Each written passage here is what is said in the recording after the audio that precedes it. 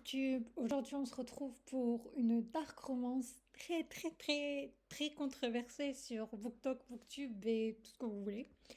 Captive de Sarah Rivens.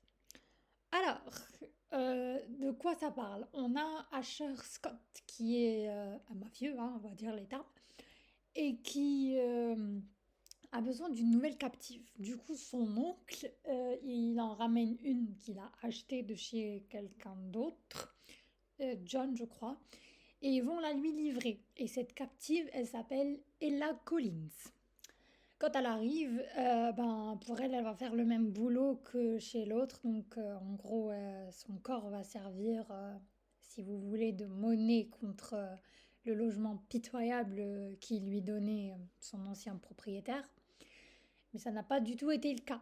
Déjà, il voulait pas d'elle. À la base, Asher, il disait non, je veux pas de nouvelle captive, je déteste cette fille, alors qu'il l'avait même pas encore rencontrée, hein. C'était juste des a priori parce qu'il a un passif.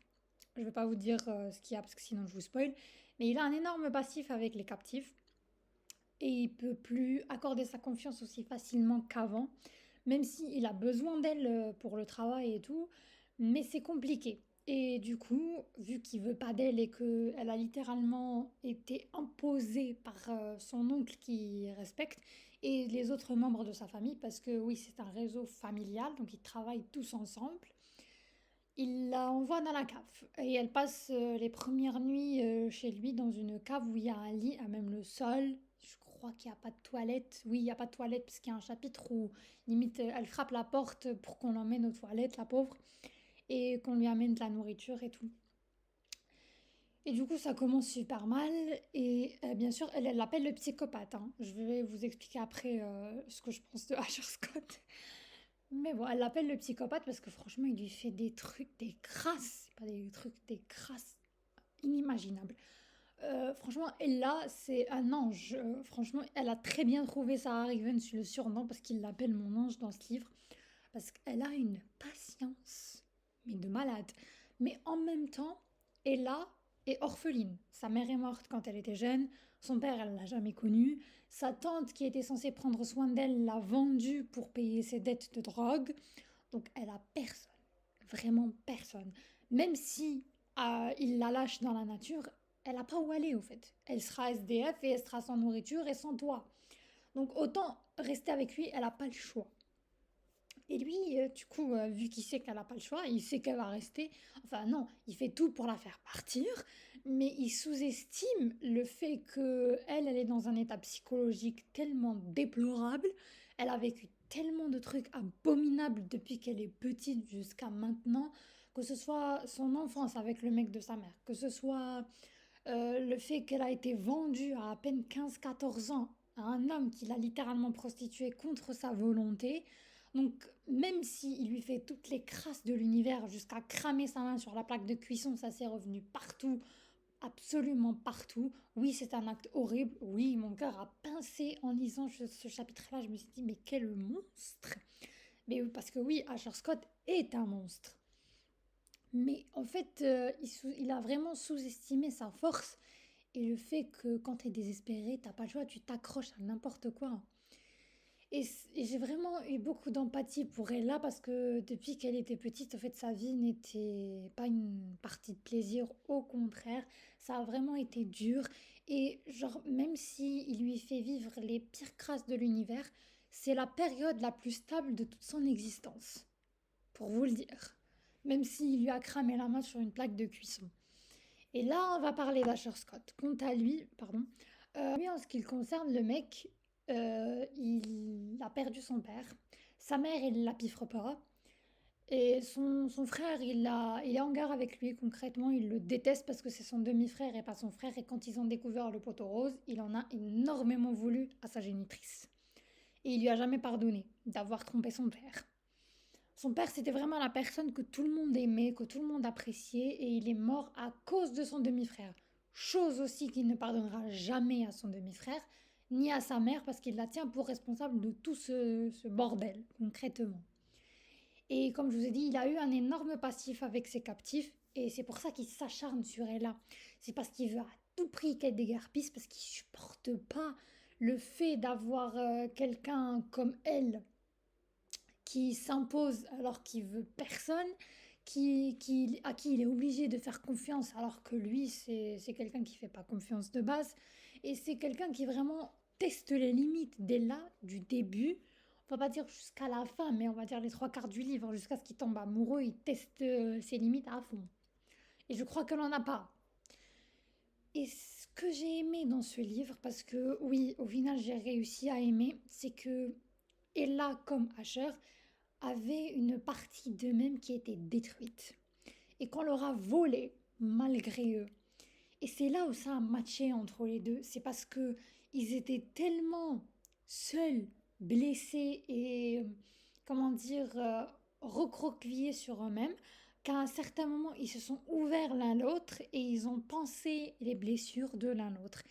Et c'est là que j'ai réussi à apprécier mon roman parce que j'ai compris la psychologie d'Asher, j'ai compris la psychologie d'Ella et j'ai compris que même si il avait ce comportement atroce avec elle, il le faisait pas si par pure méchanceté, si, mais il le faisait aussi parce qu'à un point il était brisé et qu'il voulait que tout le monde soit aussi brisé que lui.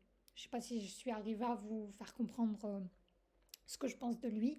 Mais franchement, pour moi, Asher, c'est tout un cas psychologique. Et oui, c'est un psychopathe. Oui, son comportement n'a aucune excuse. C'est pas parce que tu es dans un mal-être que tu dois le, comment dire? C'est pas parce que tu es en mal-être que tu dois le refléter sur les autres. Tu es en mal-être. Ok, il n'y a pas de souci, je suis une thérapie. Elle t'a rien fait. Elle est innocente de tout ce pourquoi tu l'as punie. Et oui, à un certain moment, c'est pas que j'ai pas compris Asher, mais j'ai réussi à voir au-delà des apparences. Voilà.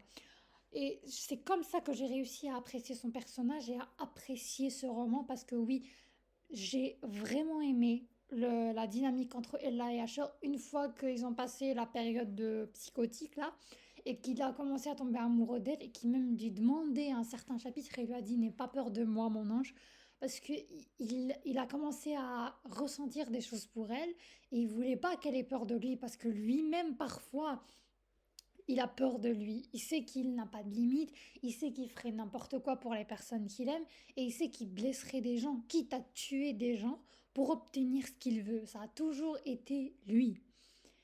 Mais depuis la mort de son père, il faut comprendre qu'il est dans une totale autre DA et qu'il fait pas confiance facilement et que quand il a pu faire confiance à Ella, c'est le moment où leur relation a changé et on est passé de enemies à lovers. Parce que oui, enemies level up. Le mec, il est vraiment pas tendre avec elle, même cruel avec elle. Mais il y a quand même une part de lui qui a toujours voulu être vu et entendu et compris. Et c'est Ella qui lui a donné ça. Donc pour moi, oui, c'est une belle dark romance et ça reflète parfaitement la dark romance en fait. Parce que tu as un personnage masculin totalement dérangé qui assume le fait qu'il a été horrible avec elle parce que même lui, dans le tome 2, pas à travers son cousin, il fait comprendre à Ella qu'il regrette énormément son comportement.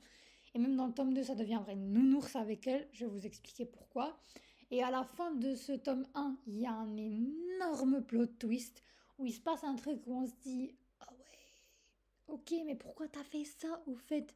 Parce qu'il a un énorme problème avec l'attachement. Et dès qu'il s'est attaché à elle, il a fait ce qu'il fallait selon son point de vue. Ça, je vais vous expliquer dans le tome 2. Et oui, pour moi, c'est une bonne dark romance, une belle dark romance que j'ai réussi à apprécier parce que je suis passée au-delà de son personnage. Attention, je n'excuse en rien son comportement. Comme je vous l'ai dit, c'est un psychopathe et dans la vraie vie, son comportement, c'est niet. Dans la vraie vie, là, tu appelles la police, tu te casses et tu cours. Ni plus ni moins. Mais dans la fiction la plus pure, ça passe. Ça passe. C'est passé. En tout cas, pour moi, c'est passé et j'ai réussi à apprécier le personnage.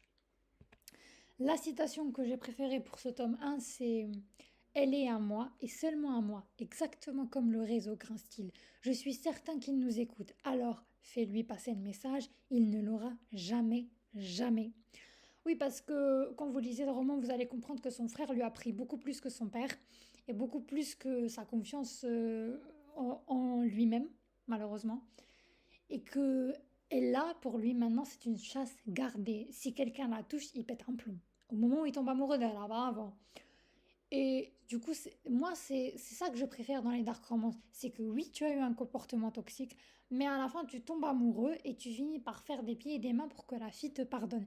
Et c'est ce genre de dark romance que j'arrive à apprécier et que j'arrive à aimer, que j'arrive à comprendre. Parce que pour aimer les dark romances, il faut vraiment entrer dans la psychologie du personnage masculin autant que féminin et comprendre pourquoi c'est parti en cacahuète dans sa tête à un certain moment et peut-être excuser ou ne pas excuser son comportement. Parce qu'il y a des dark romances où, quand j'ai découvert le plot twist, comme là, j'ai réussi à pardonner à Asher parce que oui, ce qu'il vit, c'est ce qu'il a vécu, c'est vraiment pas évident et j'ai réussi à capter sa psychologie. Mais il y en a d'autres où c'était juste par pur égoïsme, où c'était juste parce qu'ils ne voulaient pas affronter la réalité et qu'ils restaient dans des débats entre eux-mêmes et que la protagoniste féminine, elle, n'avait rien à faire avec tout ça, mais qu'elle a quand même été entraînée dans le tas et qu'elle, contrairement à lui, elle a réussi à pardonner. Et là, moi, je comprenais pas. Comme par exemple Black Knight dans Rina Kent, pour moi, c'était un big no. Xander, toujours et à jamais, no, no, no. Mais Asher, oui, j'ai réussi à l'apprécier. Donc bien sûr, ce n'est que mon avis personnel et si vous avez détesté ce roman ou vous ne l'avez pas aimé, contrairement à moi qui l'ai adoré, je comprends votre point de vue. Expliquez-le moi gentiment dans les commentaires et parce que j'adorerais débattre sur ce sujet avec vous parce que moi, mon plaisir, c'est de connaître un personnage masculin dans les profondeurs de sa psychologie et débattre là-dessus, vous voyez. Donc je suis ouverte au débat. Je comprends qu'il y a des gens qui ne peuvent pas continuer à partir du moment où il lui a cramé la main. Tout le monde a ses triggers. Je vous invite à faire preuve d'ouverture d'esprit pour ce livre parce que chaque dark romance est unique et chaque dark romance nécessite une certaine ouverture d'esprit. J'espère que j'ai réussi à bien vous transmettre mon point de vue. Si vous avez aimé ou pas, comme je vous l'ai dit, faites-le moi savoir.